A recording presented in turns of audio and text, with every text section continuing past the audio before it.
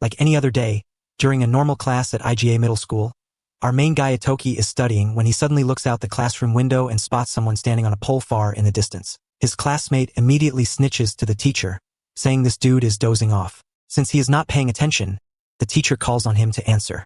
But of course that is nothing for our protagonist, and he answers easily.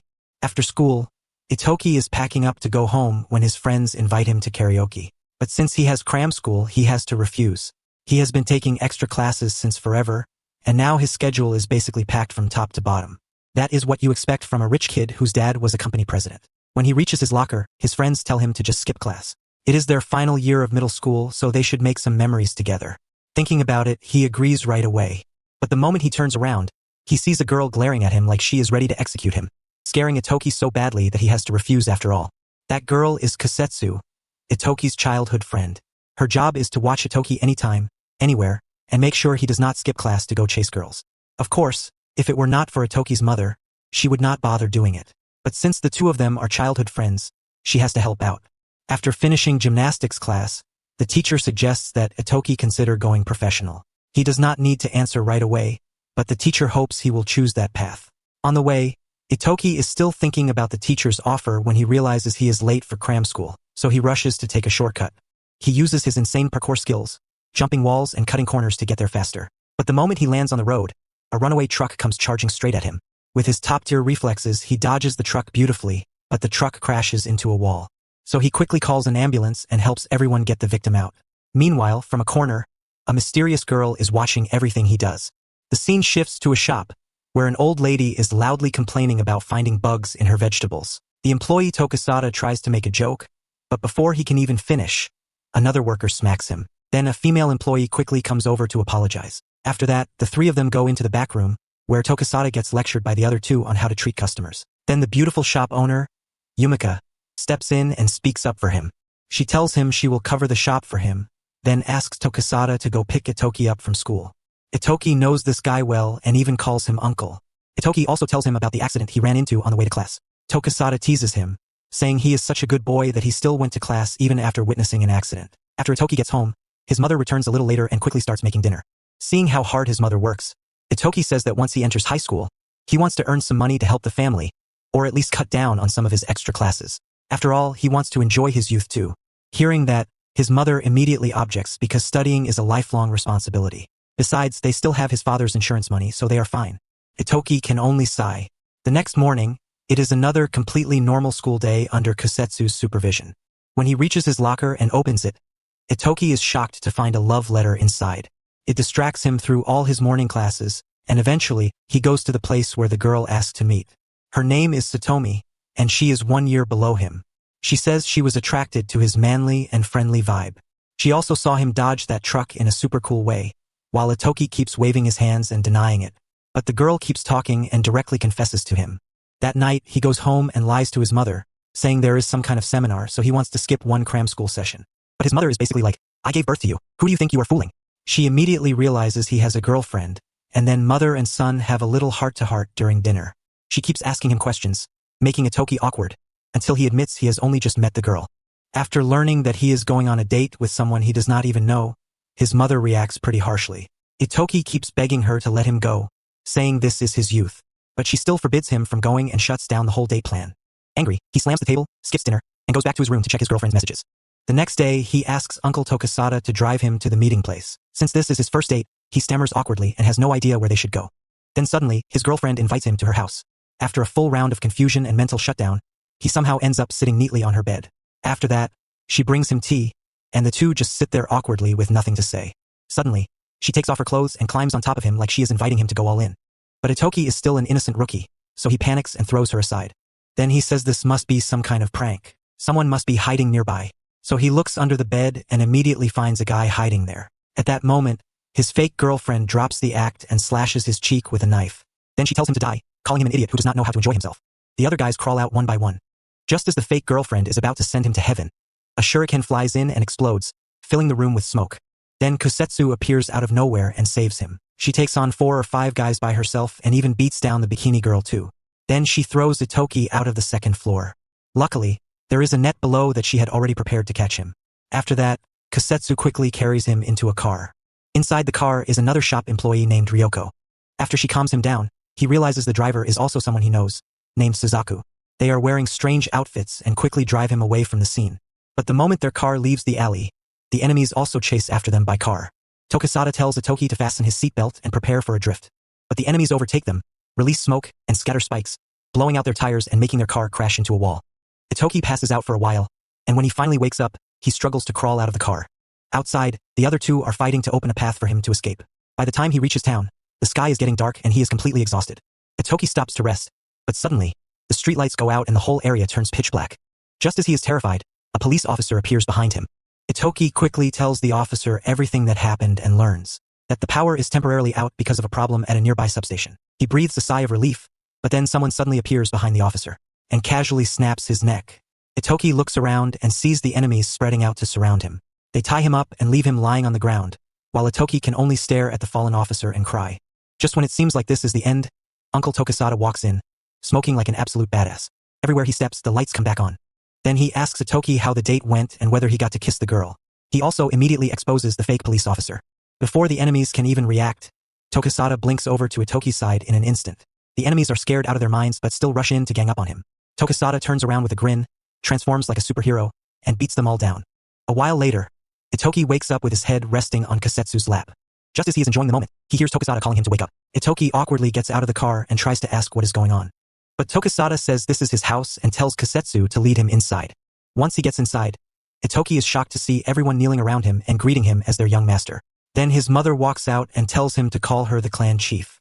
She introduces everything and explains that their family is actually a prestigious ninja clan from IGA. When Itoki keeps saying he does not believe it, his mother says their normal life was only a fake identity used as cover. She explains that ninja first appeared hundreds of years ago. Even now, they have changed their appearance and continue to exist in modern society. Many ninja villages now live quietly while blending in with ordinary people. But recently, the Kuga ninja village destroyed that balance. They are a wealthy ninja village and proudly call themselves the strongest. Their goal is to take over the IGA ninja village. And the people who attacked Itoki were from the Kuga village. They are targeting Itoki because he is the legitimate 19th heir of the IGA ninja line. And from now on, he must become a ninja. Of course, after hearing all that, Itoki refuses to believe it. His mother says one thing and he argues back 10 times. She even warns him that the Kuga ninja will keep trying to kill him, but he still does not care. Seeing this, Tokisada explains that Itoki is already being targeted, and he can only trust himself and the people from his ninja village. Seeing that Itoki still does not get it, Tokisada asks his mother for permission to take him outside. Then he gives Itoki two choices: become a ninja or die. That makes Itoki furious and unable to accept it. He still wants to study properly, get into high school, and maybe even have a normal girlfriend. Seeing that, Tokisada tells him there is a third option. Once he calms down, Tokisada can help him run away. He received that task from Itoki's mother, so only the two of them know about it. No matter what choice Itoki makes, no one will blame him. Then Tokisada explains that the Kuga discovering Itoki was everyone's fault, so they want him to decide for himself. He also explains that Itoki's father was once the clan chief, but when he died, Itoki was still too young to inherit the position. Back then, his mother was just an ordinary woman and not even a ninja. But now she has stood up to lead and protect an entire ninja village, just like his father once did.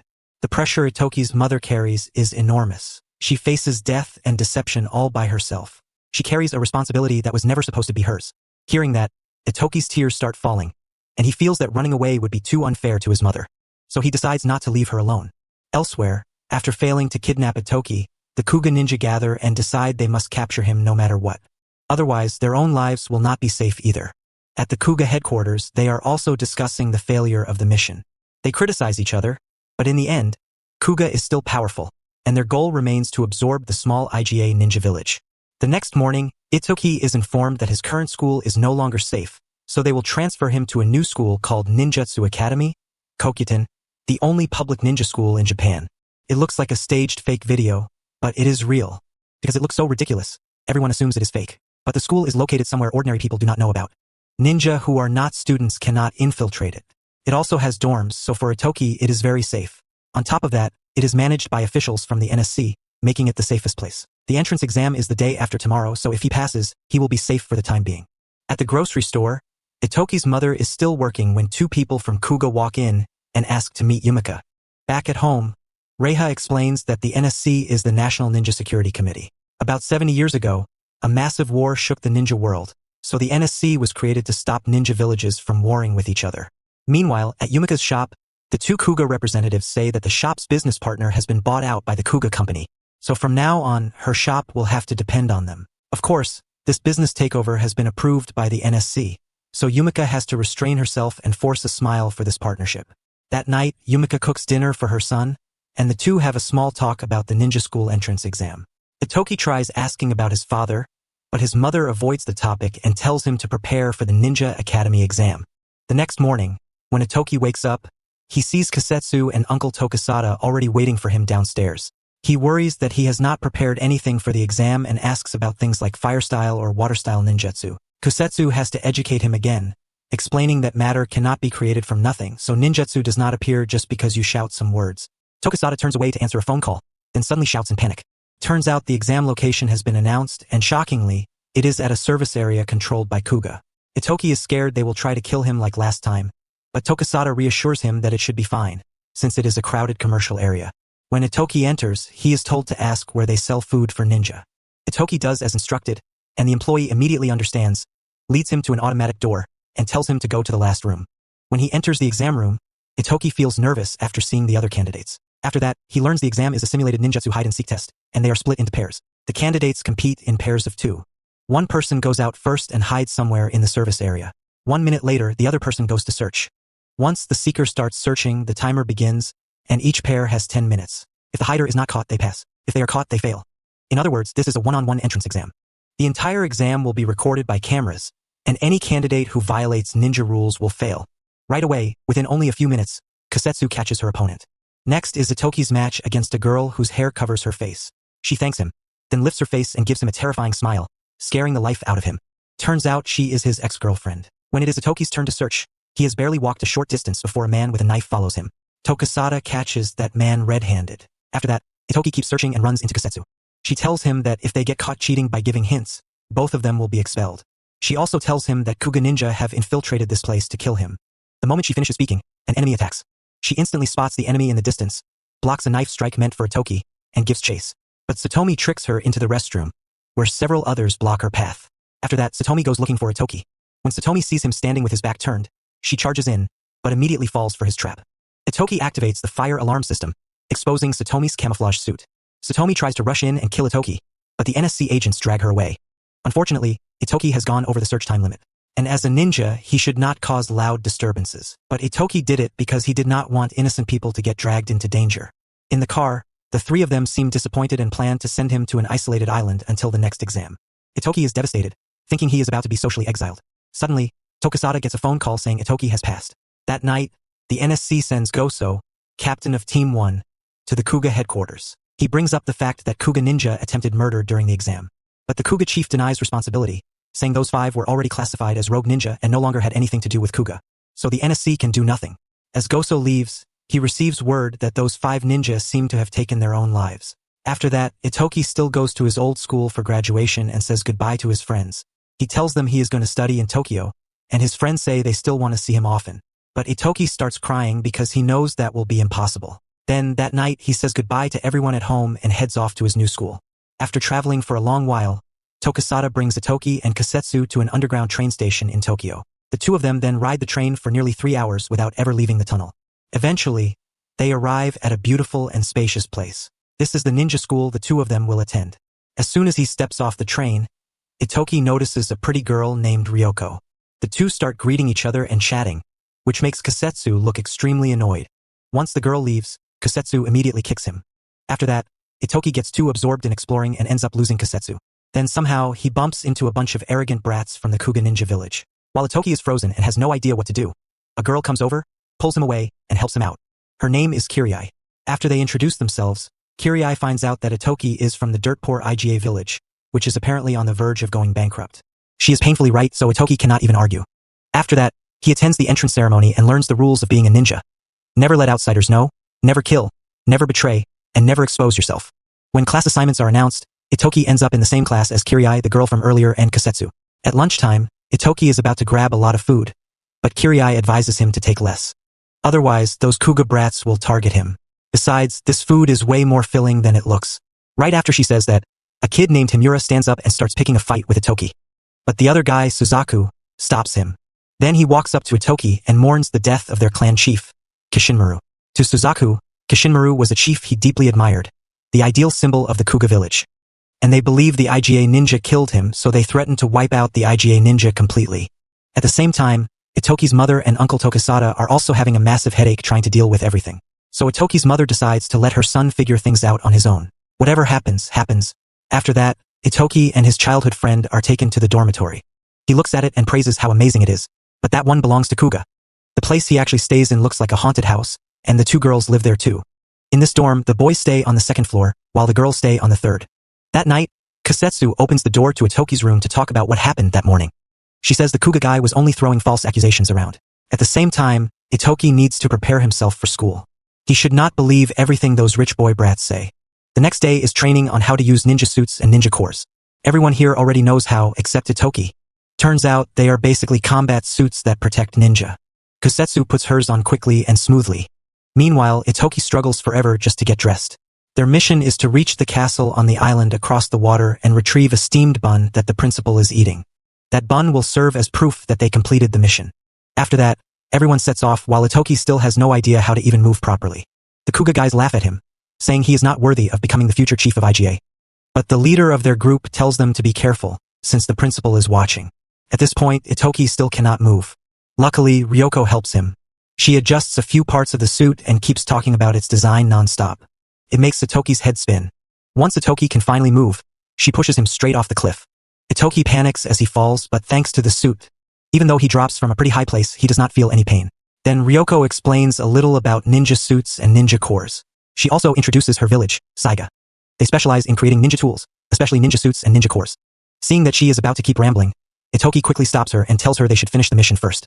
Meanwhile, Kusetsu is climbing up behind Suzaku. When Suzaku notices her, he launches a sneak attack and makes her lose a step. Then he reaches the top first and grabs a bun. Kusetsu arrives next, and as he comes down, he does not forget to mock her, saying she is too weak. After that, more and more students manage to climb up and get their buns. Even Kirai makes it up there and gets one. At that moment, Itoki and Ryoko are running across the bridge. Then one of the Kuga guys charges in to attack him, only for Kusetsu to fly in from above and kick him away. Meanwhile, Kirai runs into some freeloaders who do not want to work but still want to steal a bun. When Itoki and his friend reach the forest area, Itoki tells her to go ahead while he heads into the woods. As he keeps walking, Itoki discovers Kirai lying injured, with her equipment damaged. Even though Kirai says she is fine, Itoki is furious at what the Kuga guys did, so he runs after them. At that moment, those three jerks are waiting right below the principal's spot to intercept other students and steal their buns. Just as they are about to rob another person, Itoki arrives to stop them and charges into a fight. But he is still too inexperienced and ends up crashing straight into a wall. The three of them now have even more reason to laugh at him. They even plan to let him get himself killed, since he was the one who started the fight anyway. Furious, Itoki charges in and grabs one of them, only to get beaten up badly. After a messy struggle, the principal comes down and stops them. But of course, both groups end up getting punished. Later, Itoki goes to see Kirai and gives her back a bun. You might think he sacrificed his own share for her, but no. He stole it back from that arrogant guy and returned it to her. As for that guy, he no longer has a bun to qualify for the test. Turns out, when Itoki grabbed him earlier, he had secretly taken the bun back. Itoki then asks Ryoko to look after Kirai. Meanwhile, he heads to the bun spot to complete his own mission. But unfortunately, when he arrives, only one bun is left, and the principal eats it right in front of him. After returning to the dining hall, Itoki realizes everyone is avoiding him. Turns out, those jerks threatened all the students and told them to stay away from him. But it looks like our guy does not really care. Because he has only just started school, yet he already has 2 female allies on his side. At the NSC, everyone is investigating the death of the Kuga chief, Kishinmaru. Although there is almost no evidence left at the scene, when they compare the unique wound patterns caused by the weapon, they find that they match weapons used by the IGA ninja. So NSC Team 1 begins investigating Tokisada as the main suspect. While Team 1 is in a meeting, a new female member named Cheyenne arrives. Because of her military-style greeting, the captain assigns her to investigate Tokisada. Even though she is a newcomer, the captain seems to trust her a lot. All they know about Tokisada is that he is extremely fast and powerful. Even the cameras could only capture after images of him. At the same time, Tokisada is heading out to question someone. Over on Itoki's side, there will be a theory test on ninja tool systems in 2 days. Because of that, he asks Ryoko to teach him. Itoki brings a whole pile of materials and asks her to explain everything. At the same time, Kirai and Kasetsu come in and call him an idiot. That test is actually about using ninja tools to steal the answers hidden somewhere by the teacher. If the teacher catches them during the process, they fail. Meanwhile, the Kuga group is plotting how to deal with Itoki. Itoki, for his part, has no idea how to repair his own equipment. So the short-haired girl fixes it for him. After all, she really loves this kind of work. She even reveals that all the ninja tools here were made by her ninja village. Then she tells him that her father wants her to cut all ties with ninja and live as an ordinary person after graduation. But her dream has always been to revive her village's craft. That night, Itoki lies around complaining while Kusetsu keeps watch outside. He wonders why he has to become the clan chief. Kusetsu can only say that this is tradition. That is simply how the ninja world works. At that time, Tokisada is out having a late-night meal with Ryoko's father. The man talks about how business has been bad because there are fewer ninja these days. On top of that, Kuga is pressuring them to make cheap ninja tools. If they refuse, Kuga will either outsource the work overseas or make them build something insane. Now he is stuck with a choice. If he makes that thing, he becomes Kuga's pawn. But if he refuses, they will make life difficult for him. He is even considering ending his ninja family line, even though he has an heir, because he wants his daughter to live a happy, normal life. Back to Itoki. He is holding a strategy meeting with the girls when two more companions join them. After all, they are also from small ninja villages. But because of what Itoki did the other day, they now want to work with him. So tonight, those two will cooperate with Itoki's group. That same night, Uncle Tokisada is also hiding and preparing to infiltrate somewhere. And somewhere behind him, someone from the NSC is watching. At school, Itoki's group begins their operation. They arrive outside the teacher's office and use a shuriken-shaped surveillance device. Using it, Itoki manages to observe the safe's lock. But while retrieving the tool, he accidentally alerts the teacher. The group quickly escapes onto the balcony and heads for the rooftop. Unfortunately, clumsy Itoki slips and falls. Luckily, the two girls catch him in time so the teacher does not notice. Kiriai's group also quickly distracts the teacher. While luring the teacher away, Kiriai's group runs into those annoying Kuga brats. Kusetsu immediately arrives to support them. Meanwhile, Itoki and Ryoko are breaking the lock with Ryoko's experimental device. In the end, they successfully get the key. And once the Kuga guys run into Kusetsu, they retreat. Meanwhile, Uncle Tokisada infiltrates a Kuga factory. He uses his speed to easily slip past the cameras. When he reaches the office, he uses a tool to open the lock, but it takes him a whole 32 minutes. Just as he thinks it took way too long, he notices the password stuck right there. But when he opens it, there are no documents, so he just grabs a stack of cash instead. Then he leaves and sets a trap, causing the NSC girl chasing him to get discovered by the company. The next morning at school, Itoki's group discovers that the answers have changed, meaning all their effort was wasted. Turns out, Kiriai's group stole the answers first and swapped them with different ones. Even so, Ryoko manages to solve a decent amount on her own. At the same time, Tokisada tricks that Kuga company into placing a huge order for ninja tools at a very large price. Ryoko's father is thrilled to receive the money and promises to do his best. Then Tokisada shows up and tells him to fix this ninja tool, because it almost got him killed. Ryoko's father also mentions something about a transferred ninja core. After that, Tokisada reports back that Kuga's real target may be the transferred ninja core passed down through generations of IGA. Hearing that, everyone is shocked and asks Itoki's mother about it. She says it does exist, but the technique was created during wartime and is far too dangerous. So the clan chief at the time sealed it away, and it is only passed down to the successor, with the clan chief being the only one who knows about it.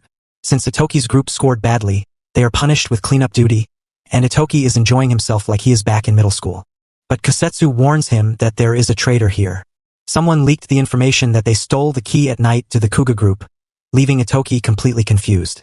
Meanwhile, Suzaku is sitting alone, thinking about the old clan chief's wish. The old chief wanted to create a peaceful world, and if ninja no longer existed, then there would surely be peace. He did not want children's hands to be stained anymore. Suzaku was deeply inspired and wanted to help him build that world. The next day, one student named Namoto is absent. He is the blonde student who asked to join Itoki's group. The teacher says he has started his long break earlier than everyone else. Hearing that, the class immediately starts dreaming about summer vacation. But the teacher instantly pours cold water on them by announcing that finals are next week. On top of that, the class will have a practical exam so dangerous that students get injured every year. In the worst case, someone could even die. After hearing Kiriai say that 1, 2, or maybe even 10 people die every year, Itoki starts getting nervous. The Kuga group will probably try something again too. Itoki immediately thinks about skipping the exam, but he already got 0 on the ninja tool test. If he skips now, he will be expelled and sent straight to a deserted island. At the NSC, the captain and Cheyenne are discussing how the Kuga ninja clan is expanding into other ninja villages by taking over their businesses. At the same time, they are troubled by the case of the previous Kuga chief. Although Kuga has never exactly been clean, the former chief always followed a peaceful policy toward other villages. He was even loved and respected by ninja from other villages. But for some reason, Tokisada has now been accused of killing him. That has made Kuga hate IGA to the bone. So the NSC needs to resolve this quickly. Otherwise, a war could break out. Over at the Kuga Corporation, after a meeting ends, the clan chief and another leader named Housen briefly discuss Housen's son. That son is Suzaku, and the current chief is considering making him the next successor. Because Suzaku is outstanding, just like the previous chief, Housen remembers the past. Back then, after the previous chief's funeral, Suzaku was devastated by his death. He killed a fish with his own hands and said that perhaps the old chief had seen the pain of people in battle. That is why he wanted peace so badly. Back at Itoki's dorm, everyone is discussing strategy for the exam.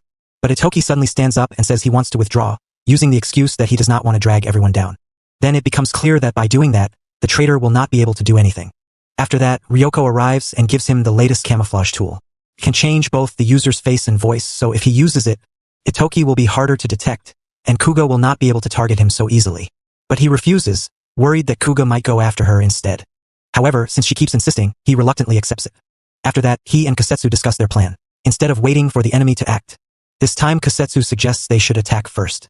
But Itoki objects because he is afraid she might get killed. Kasetsu simply says this is an order from Itoki's mother. And because she is a ninja, carrying it out is her duty. Her fearless attitude annoys Itoki so much that he leaves the room.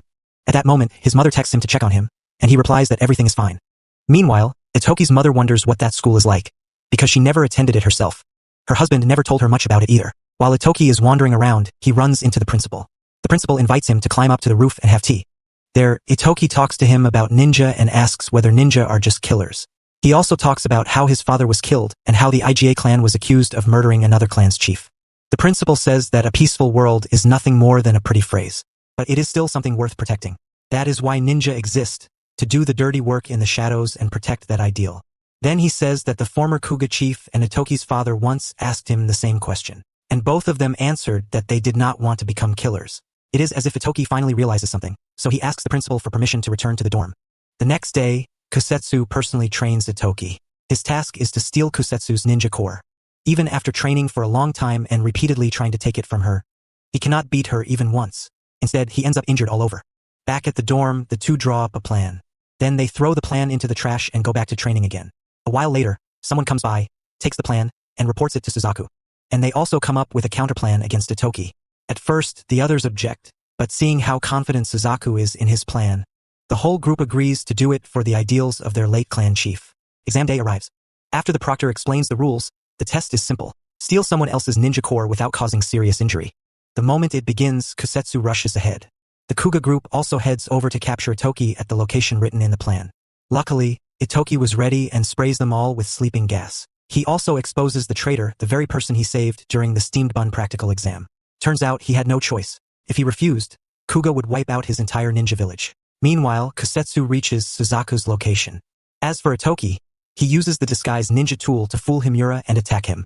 But after Itoki's mask breaks, it is revealed that Himura was also using a disguise mask, and he is actually Suzaku. Meanwhile, where Kasetsu went, Himura is also using a disguise mask to impersonate Suzaku. Knowing they cannot do anything against Kasetsu directly, Himura uses bombs to injure both her and her teammates. At the same time, Itoki is struggling through a cat-and-mouse game with Suzaku. Suzaku punches, kicks, stabs, and slashes at him down the hallway, then chases him all the way into the forest. Itoki can only run for his life while Suzaku keeps yelling that he must pay with his life for what happened to Kuga. Once inside the forest, Itoki tries to strike back with some words of reason. Itoki says he absolutely will not die. He refuses to let a hot-headed idiot like Suzaku kill him. Then Itoki keeps running and successfully lures him into his smoke bomb trap and shuriken trap. After that, he charges out, destroys Suzaku's ninja core, and collapses unconscious on the ground. Seeing that, Suzaku feels pity and cannot bring himself to finish him off. When the exam ends, Itoki and Kasetsu are taken to the infirmary. When he opens his eyes, 3 beautiful girls are all worried about him. Then Kasetsu suddenly collapses. Only then does Itoki learn that even though she was badly injured, she stayed by his side the whole time without moving a single step away. When Ryoko came over and told her to rest, she saw Kasetsu's sleepless, intimidating eyes. And when Kasetsu said she would wipe out all of Kuga if anything happened to Itoki, even Ryoko got scared. On the other side, the injured Kuga guys are lying in the infirmary too. One of them loudly blames Suzaku for wasting everyone's efforts. That night, Uncle Tokisada sneaks into Kuga's place, and the girl from the NSC is still secretly following behind him. While crawling through the sewer pipe, she discovers that Kuga is conducting some kind of research on the former chief's body. She panics and bumps into Uncle Tokisada, who is invisible. Turns out, Tokisada already knew this rookie was following him. He does not capture her. Instead, he tells her to do her duty properly. At school, Itoki seems worried about the traitor. But he has no idea that Kirai is also working for Suzaku, and it seems her past is about to be revealed. Kirai's past slowly comes to light. She is a ninja known as a Fuma. When summer break arrives, Itoki and his friends return to Itoki's home to relax. Meanwhile, it seems Ryoko's father's workshop has been burned down by Kuga. So her father decides to make the thing Kuga demanded. After all, the only thing he cares about is his daughter's safety. Luckily, Uncle Tokisada is offering festival childcare services today. It is also the anniversary of Itoki's father's death. So Itoki and his mother visit his father's grave, while the two girls stay home and explore the mansion. Kirai also checks the switches, examines each trap and weapon in the mansion, and sends the intel to Suzaku. After that, Suzaku goes to his father and asks to join the full-scale attack unit against IGA. But his father refuses and asks about what he did at school. He scolds Suzaku for sacrificing so many people and achieving nothing. Suzaku snaps back, angry that his father always orders him around, and declares that from now on, he will act on his own before storming out. His father looks at an old photo and thinks he would have been better off boiling an egg than raising this disaster. Around that time, the NSC also learns that Kuga is researching the former chief's corpse. They also learn that Kuga is preparing a full-scale attack on IGA. So the girl says they should investigate Kuga, not IGA. She believes the most important thing is to stop an even greater tragedy from happening. But the captain says emotions will dull her instincts as an investigator. And if this gets exposed, other agencies will get involved too. So they still assign her to keep watching Tokisada. Before going to the grave, Itoki's mother stops by the hospital to visit Reiha's husband. 5 years ago, he fell into a coma during a mission and has been asleep ever since. After cleaning his father's grave, Itoki tells his mother what the principal told him about his father. His mother then tells him that his father even accepted ninja who had abandoned their villages. He did it because he wanted to change the ninja world. She also tells him that his father died while on a mission with Tokisada. Because of that, Tokisada still regrets it deeply. As clan chief, his mother has also hesitated many times when sending others on dangerous missions. Reiha's comatose husband is one example. The next day, Itoki takes the 3 girls shopping. The girls are excited, while Itoki looks a little embarrassed. When they arrive, everyone asks him what the academy is like. He is surprised to learn that everyone he knows is actually a ninja. Of course they are. Around here, Itoki is basically the only one who was not raised as a ninja. Then an old lady calls him over and says she will give him a box of candy. But in reality, she tells him to catch 100 live fish and bring them back. Just as he feels discouraged because it sounds difficult, Kirai runs over and asks what kind of swimsuit he likes. A modest but full-bodied style like Ryoko, or a slim and sexy style like Kusetsu. The moment he stares for a little too long, Kusetsu glares at him hard enough to burn holes through him. Then he looks at Kirai, making her flustered. After that, Ryoko comes over and introduces him to several fishing ninja tools like the flame jewel. Its explosive power is on par with a grenade. Inside are thousands of needles that scatter when it explodes, creating a dense assassination-grade attack that is hard to dodge. Looking at those 2 items, Itoki is scared out of his mind. Kusetsu does not need any of that. She walks into the stream and catches fish with her bare hands like a machine. Then they all compete to see who can catch the most fish. Ryoko throws out a ninja tool that creates a net and catches dozens at once. Kusetsu picks up fish like she is hacking the game, and in no time, she fills 3 buckets. Meanwhile, Itoki and Kirai sit there fishing. Somehow, Kirai keeps catching fish, while Itoki cannot catch a single one. Turns out, Kirai is using fish as bait to catch other fish. She even compares the bait fish to herself. Then the two sit and talk for a while. At that moment, Kirai thinks back on her past. Her parents were freelance ninja who worked for other villages. Once they were no longer useful, they were cast aside. She was forced to deceive others and even deceive herself. That harsh childhood, filled with cruelty and hardship, turned her into someone who survives by lying. She was also haunted by the pressure of becoming the next Fuma. Itoki comforts her and says he actually wants to thank her. At first, he knew nothing about the ninja world, but luckily, she helped him and gave him positive energy. It seems Itoki's words reach Kirai's heart. When the group carries the fish back, everyone says the village ninja will gather tonight for a memorial feast for the clan chief. They do it every year, and Itoki is surprised to hear that. But of course he did not know, because everyone had been hiding it from him. After that, the girls excitedly cook together. At that moment, Uncle Tokisada appears with one single mission, taste testing the food. Seeing everyone so lively, Tokisada tells Itoki that back when Itoki's father passed away, everyone did this for his mother. Maybe it was because everyone loved her so much. And Kusetsu, who had no family, was also taken in by Itoki's mother. That is why she is willing to do anything for Itoki's mother. That night, everyone enjoys the feast together. Uncle Tokisada gets drunk, grabs a bottle and starts singing. Taking the chance, everyone tells Itoki about all the things his mother has done. She devoted herself to bringing the village together. When the clan chief died, Tokisada and the others were divided because there was no successor yet. At the same time, the truth behind Itoki's father's death was still unclear. Some people even wanted to expel Tokisada. That was when Itoki's mother stepped forward with sharp eyes and even sharper words.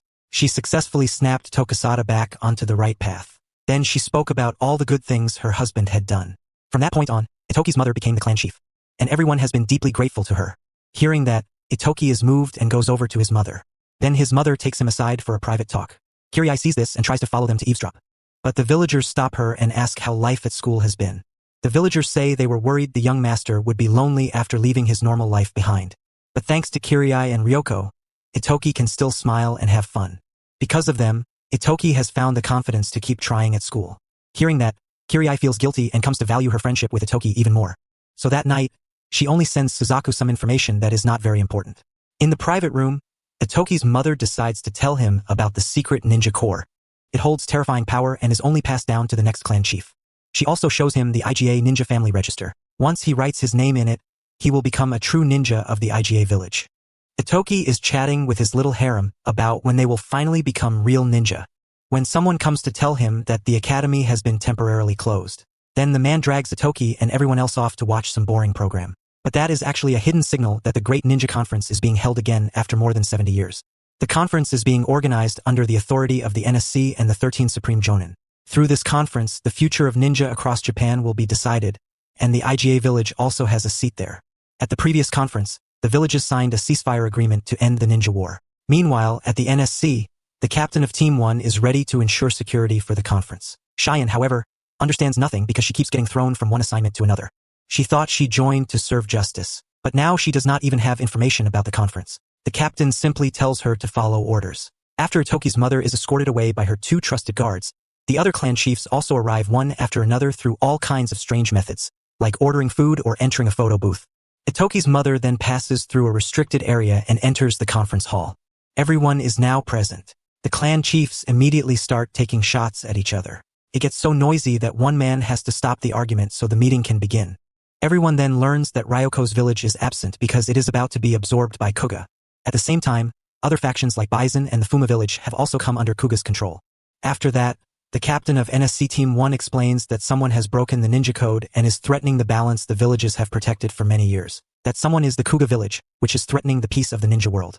He lists Ryoko's village being absorbed into Kuga, several small villages disappearing, and groups of students dropping out of the academy every year. He asks any village that has been pressured to speak up, because based on that testimony, they could arrest Kuga's clan chief immediately. But because Kuga's influence is too great, everyone avoids speaking. Then Kuga shifts the topic to Tokisada. They question how he killed the former Kuga chief. The Kuga chief is grinning smugly, thinking he has already won. But Itoki's mother speaks up and says the accusation is fabricated. She also presents evidence that Kuga is developing a new weapon. She reveals that Kuga is targeting IGA's ninja core. She also states that Kuga is preparing to attack IGA. Because of that, Itoki's mother plans to destroy IGA's secret, transferred ninja core. It was meant to prevent war. If it is now becoming the reason for war, then the IGA clan will destroy it. For ninja in the modern age, what matters is protecting peace and protecting people, not the cruel wars of the past. With that, Itoki's mother asks Kuga to leave them in peace and stop trying to steal food from another clan's bowl. Hearing this, Bison Village also stands up and says Kuga pressured them so hard that their former chief took his own life. After that, other clan chiefs also stand up, wanting to testify about Kuga's brutality. The captain of Team 1 decides to arrest the Kuga chief. But just when everything seems to be going smoothly, the captain of Team 2 suddenly walks in. He presents a blurred video and claims it is proof from the murder of the former Kuga chief. Although the image is unclear, the sound matches IGA's ninja core. That is more than enough evidence, and everyone is left speechless. Tokisada is about to draw his blade and kill him. But Itoki's mother steps forward and says she has nothing to fear because she did nothing wrong. She accepts the situation, and they take Itoki's mother away. After the two return and report this to Itoki, he is shocked. Kasetsu then goes to Tokisada, who is desperate to rescue her, but he refuses. He also relays Itoki's mother's message. From now on, IGA is in Itoki's hands. After that, Itoki orders everyone in the village to gather for a meeting. Meanwhile, when Kuga learns that their clan chief has been arrested, they blame IGA. Then they gather their forces and prepare for a war to wipe IGA out completely. Over at NSC Team 1, the captain continues investigating on his own. His subordinates tell him he should trust them more. So he finally tells everyone to follow their hearts. While the Team 1 captain is reviewing the video again, one of his own subordinates suddenly stabs him from behind. The traitor is about to finish him off because he believes the captain has been favoring IGA. At this moment, after everyone has gathered, Itoki steps forward wearing a new outfit. He has officially written his name into the register and now represents IGA as acting chief in his mother's place, with everyone's approval. But unfortunately, at that same time, the captain of Team 2 has handed his mother a death sentence. As for the Kuga chief, after a dramatic speech about his weak and painful past, we learn that he was born with a frail body, and his childhood was filled with pain and experiments so he could become worthy of being the future chief. He once wished he had never been born a ninja, yet now he is sitting in the clan chief's seat. Then the captain of Team 2 arrives at the detention facility and releases him. At the same time, Kuga's company is ordered to activate something that looks like ninja robots. 3 days after the Team 1 captain was ambushed and disappeared, the captain of Team 2 casually announces that he will take over the NSC in his place, releases the Kuga chief due to insufficient evidence, and sentences Itoki's mother to death for supposedly masterminding the murder of Kuga's former chief. He even promotes the rookie Cheyenne to become the new captain of Team 1. Of course, both Team 1 and Cheyenne know that this man is connected to their former captain's disappearance. They know their team has been pushed to the sidelines, and if they act on their own, that man will take them all down. But remembering the captain's final words, the group decides to take action anyway. After the Kuga chief is released, he and that captain go to make a deal with Itoki's mother. The chief wants her to hand over the secret ninja core. He wants to combine it with modern technology, but of course she refuses, even when he says he may reconsider her death sentence. Unable to reach a deal, the chief storms off in anger, while she is left waiting for her execution tomorrow. At this point, Uncle Tokisada receives news that Itoki's mother will be executed. He has to interrupt Itoki's cheerful conversation with the girls to call an emergency meeting for all of IGA. When everyone hears that their chief is going to be executed, they are furious. Everyone wants to break the rules and rescue her. Doing so would mean IGA declaring war on the NSC, and the entire village could be wiped out. But if they do nothing, Itoki's mother will die. Uncle Tokisada tells Itoki to remove his name from the village register so he can go rescue her alone. That way, the village will not be dragged into it. The situation is urgent, and Itoki is so overwhelmed that he has no idea what to do. Then Kasetsu suddenly rushes forward, pulls out her blade, and threatens Itoki, telling him to exile her so she can go rescue the chief, because Yumika is her family. Kasetsu's past is then revealed. Back then, she was a little girl selling apples in the freezing winter. Itoki's mother took her in and raised her like her own daughter.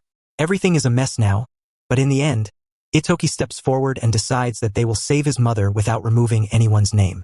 He tells everyone to move quietly, like true ninja, so neither the NSC nor Kuga will discover what IGA is doing. At the same time, he asks everyone to gather evidence proving his mother's innocence, and to make sure no one loses their life. Outside, Kirai overhears the meeting, and who knows what she will do next. After returning, the Kuga chief calls a meeting. Then the red-haired Suzaku comes in and reports that Itoki is going to rescue his mother.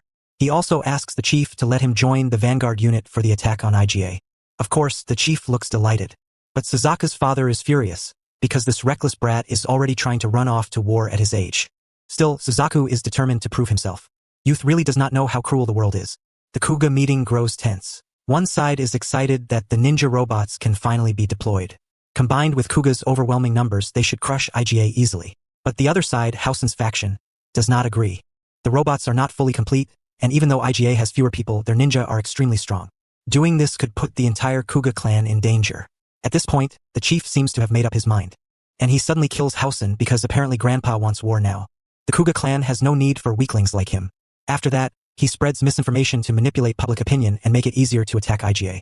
The entire IGA area receives false alerts about poison gas and even bombs, throwing everyone into panic. And that night, convoy after convoy enters IGA territory. At the same time, everyone brings Itoki to the control room. This is the final safe room. If it gets discovered, they are basically finished. Right then, the guards activate the barrier and the defensive missile system, firing at the convoy. Several vehicles explode, and strange machine-like figures jump out from inside. They immediately rush toward the security staff. The guard is prepared to sacrifice himself and presses the self-destruct button for that room. Within just the first few seconds, IGA has already suffered 21% losses, and the enemy has reached the inner village where they clash with the ninja there. At the NSC headquarters, Tokisada and Kasetsu disguise themselves and create a disturbance. They take down the guards, break into the prison, defeat all the ninja standing watch, and rescue the chief. But after breaking her out and bringing Itoki's mother outside, they are suddenly met by the former captain of Team 2 and his whole squad, who were waiting to arrest them. Elsewhere, NSC Team 1 appears and prepares to take a certain box from a group of people. Meanwhile, on the battlefield, Suzaku stands frozen as he watches the fight.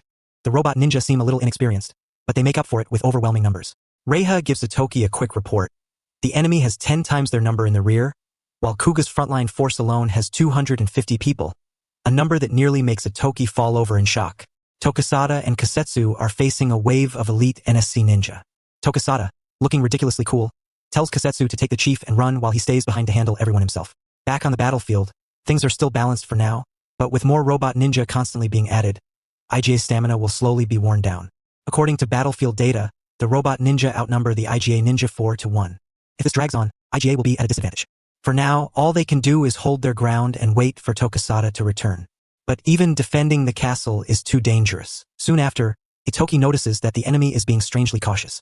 With those numbers, they could launch an all-out attack, but they are not doing that. So Itoki orders every ninja fighting the robots to report anything unusual they discover. He also asks them to bring one robot back for analysis. Over at Kuga, they discuss how few robots they have lost and assume victory will be easy. On Itoki's side, they capture one robot ninja and examine it, only to realize that these machines have surprisingly little energy. They can only operate for a maximum of 1 hour, and reports also say that during battle, the robot ninja often retreat strangely, even when they have the advantage. From this, they deduce that because the robots have such limited power, Kuga must be targeting IGA's Ninja Core energy source. If Kuga gets IGA's Ninja Core, everyone is finished. At the same time, there may be a separate power station where the robots recharge during battle. The frontline attack might just be a distraction while the energy supply vehicle takes another route. So they analyze the terrain and the route of the truck convoy. They look for flat areas that are hard to detect and suitable for trucks. From that, they narrow it down to 5 suspicious locations that could serve as charging stations. But if they send people to all 5 locations, their defense line will collapse. That would mean losing the entire battle. Because of that, Itoki decides to enter the battlefield himself. Even though everyone tries to stop him, he has made up his mind and uses his authority as IGA's chief.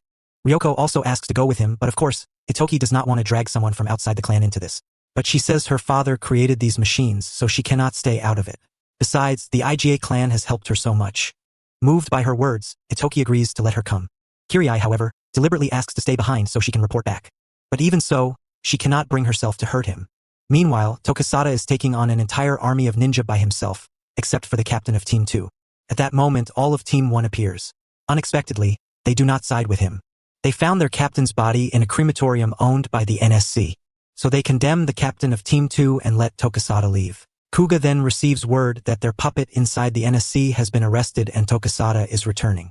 Realizing the tables may soon turn, they angrily decide to send their entire rear unit into battle. Meanwhile, Kusetsu is escorting the chief back when they see smoke rising from IGA. That is Kuga's plan, attacking the village directly. Tokisada wants to take the chief away, but she refuses and wants to return to the village. Kusetsu reassures her and says she believes Itoki can handle it. Elsewhere, Itoki and Ryoko are slowly sneaking toward the charging station. Seeing the enormous power source, Itoki finally understands why the robots can keep rotating in and out.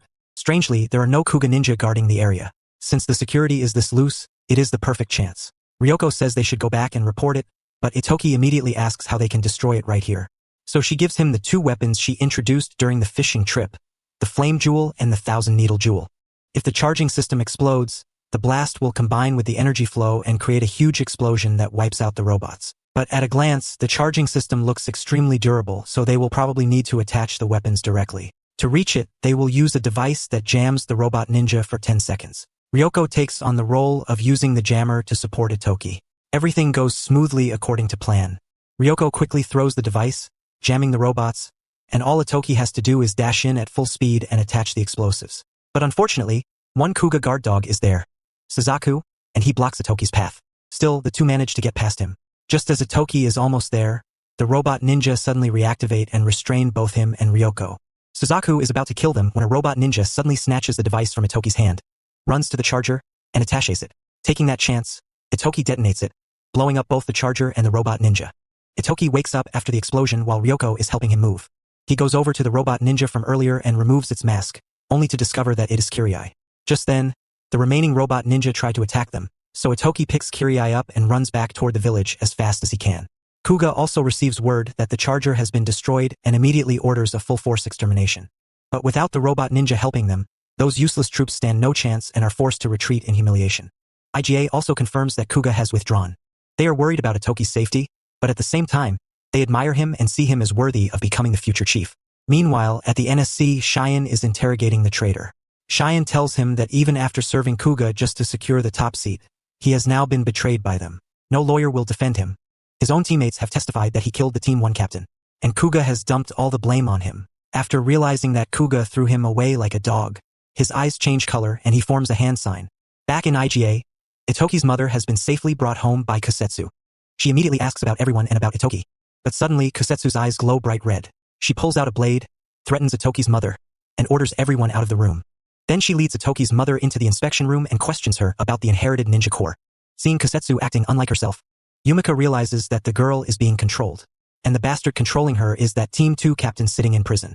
Yumika gently strokes Kusetsu's cheek, but Kusetsu lightly cuts her with her blade.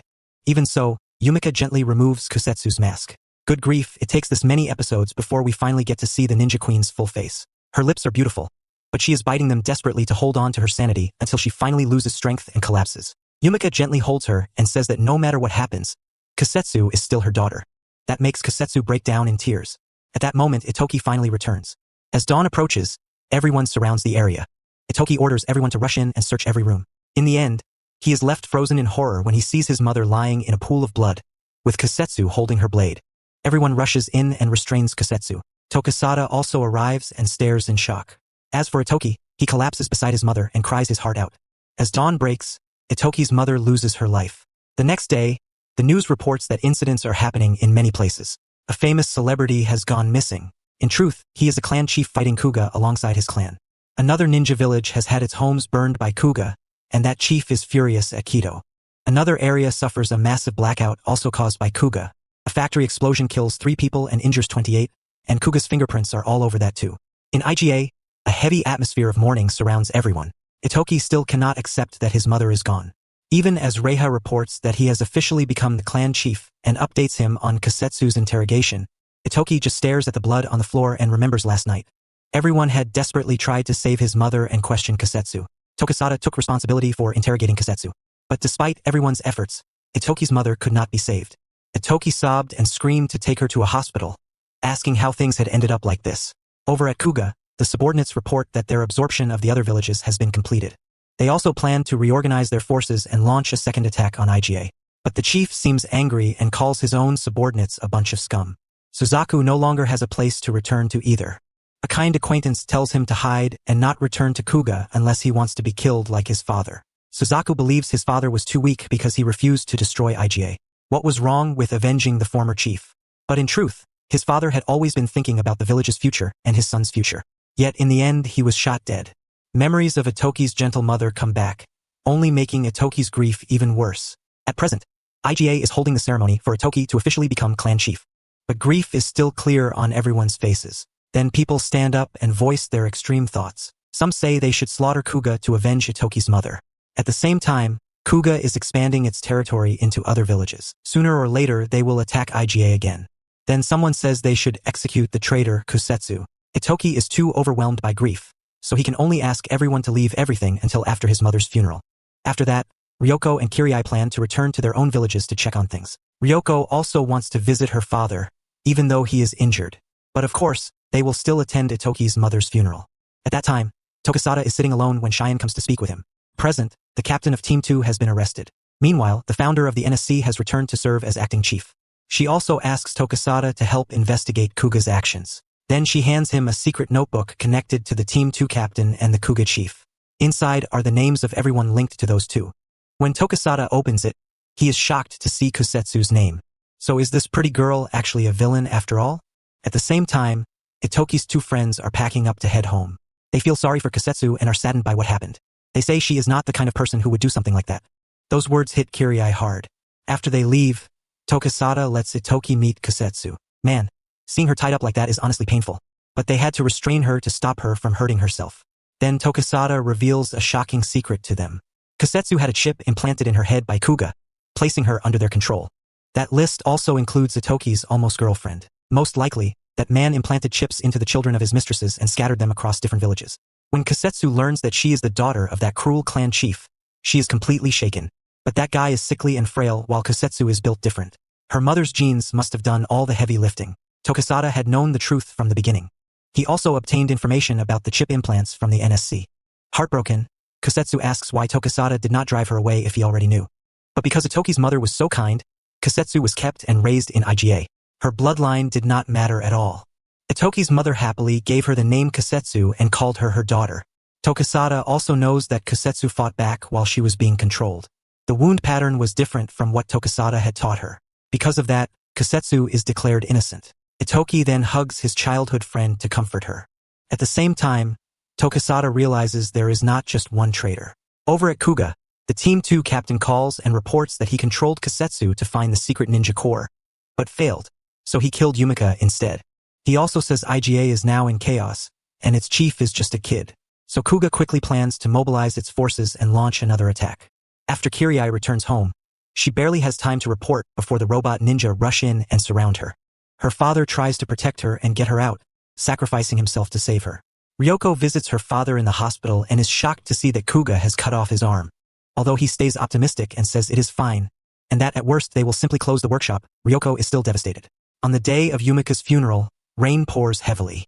After the ceremony ends and everyone leaves, Itoki stays behind with his mother for a while, when Suzaku suddenly comes to pay his respects. Although he does not like Itoki, Suzaku still has some respect for his mother.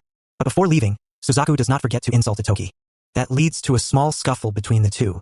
Itoki questions him about his war-hungry village and asks why they always have to kill and start fights like this. Suzaku also knows that Kuga only wants to expand its territory, and that they will definitely attack IGA again. Itoki is surprised to learn that Suzaku's father died because he opposed the attack on IGA. He had always cared about the village's future, but in the end, no one respected him. Later, when Suzaku returns to his room and looks at a photo, he discovers a hidden memory card behind it. He plays it and sees footage of the current Kuga chief speaking with his younger brother, the former Kuga chief, about his desire to rule the ninja world as a dictator, kill off all ninja, and use robot ninja to control everything. When the conversation goes nowhere, he orders someone to kill his own younger brother, while he himself plans to become the final ninja.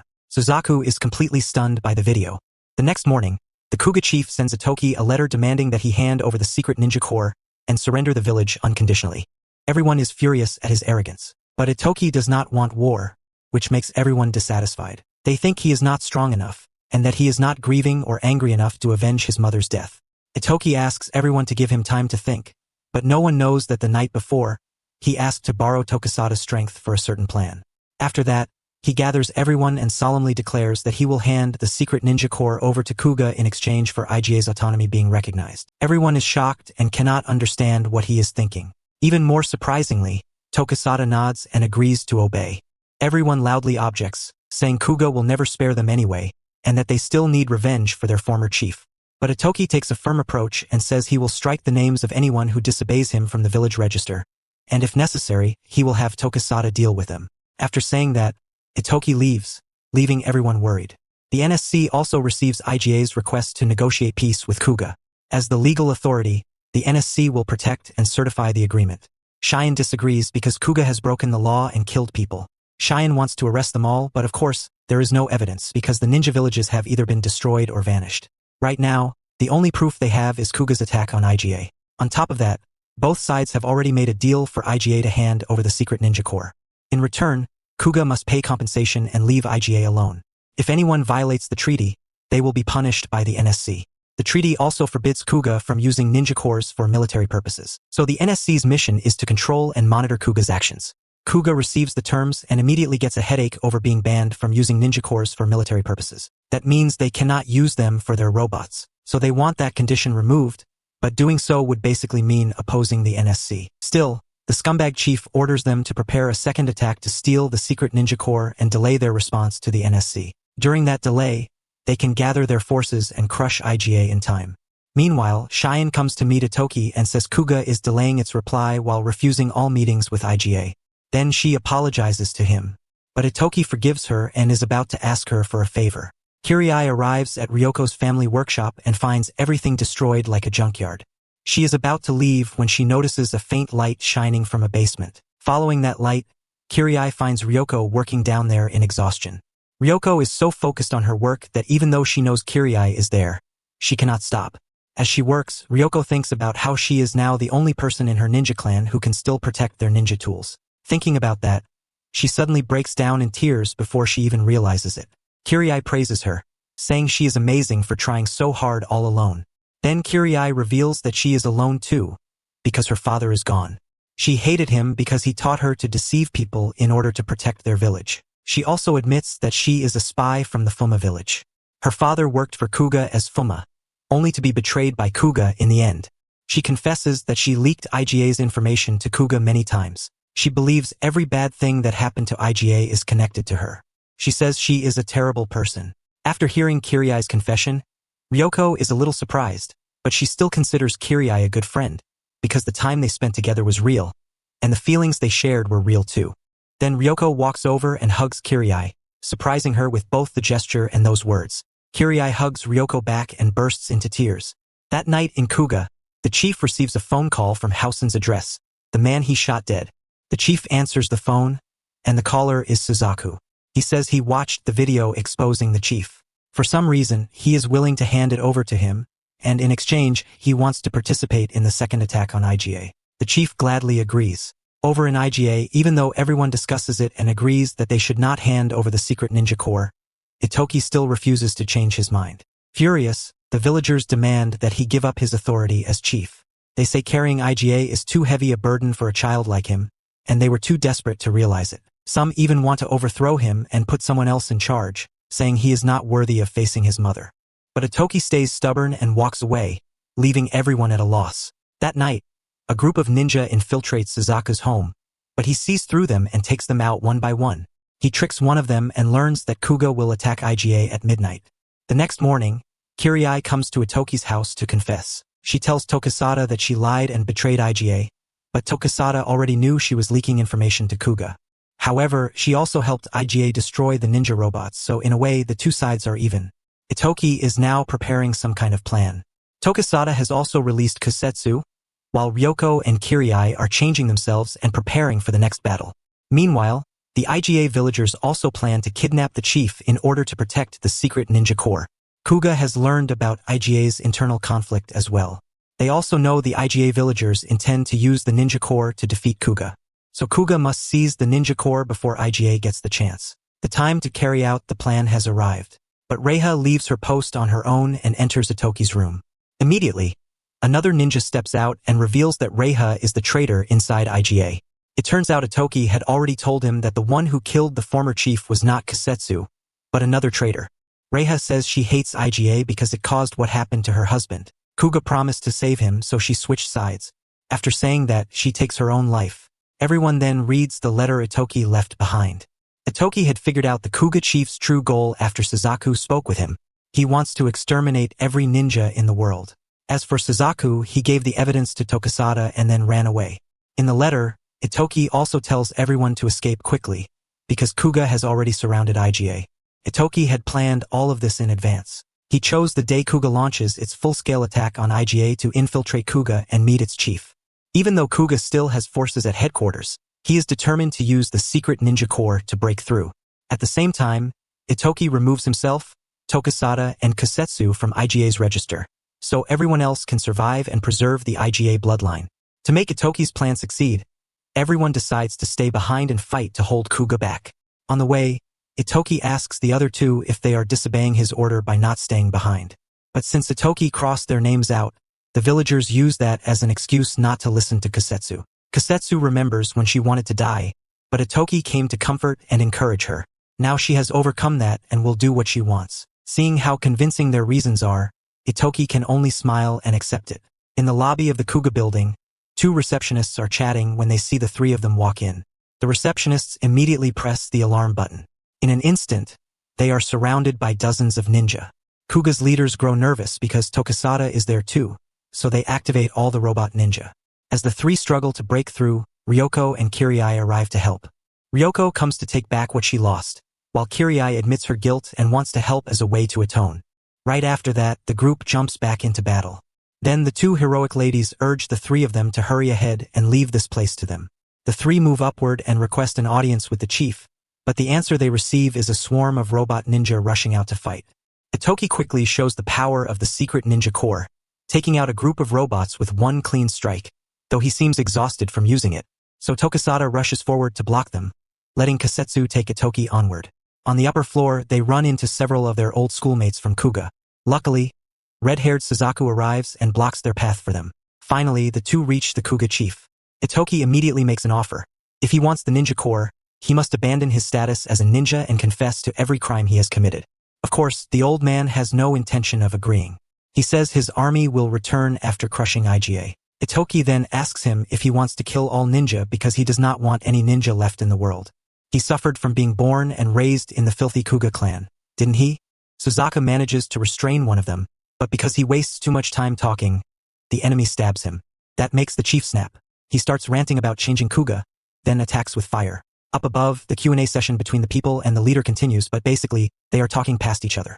In short, the old man insults Itoki's entire village and even his mother. He successfully provokes Itoki, making him draw his blade and rush in. Luckily, Kusetsu stops him, and he calms down enough to back away. Itoki also succeeds in his plan to meet the Kuga chief and gets his confession for Cheyenne. Immediately, the NSC orders a raid on Kuga to arrest the criminals and rescue the victims. But just as Itoki and Kusetsu are about to leave, the chief puts on armor and starts firing bullets. Kusetsu blocks them with her sword, but the impact is too strong, and she passes out. Then the chief attacks Itoki relentlessly, but Itoki manages to dodge. He rushes in and strikes Itoki hard. Itoki gets back up, activates the ninja core, and charges forward, but it still does not work. The chief blocks everything and even fires a tranquilizer round, though it misses. But it leaves a huge hole in the wall. A verbal clash follows, and then comes a punch that represents the strength of the two ninja villages. In the end, Itoki defeats evil. However, Itoki does not kill the Kuga chief. When the chief tries to kill Itoki, Tokisada quickly finishes him off and takes all the blame himself. After that, Tokisada leaves without saying goodbye. From then on, the NSC issues a warrant for Tokisada's arrest. After everything, IGA still maintains a good relationship with Kuga. Tokisada remains missing. Ryoko takes over her village's work, and Kirie becomes a beautiful, famous actress. Of course, red-haired Suzaku becomes the leader of Kuga, while Kusetsu stays behind to take care of IGA. As for Itoki, he becomes an office worker and lives happily as an ordinary person.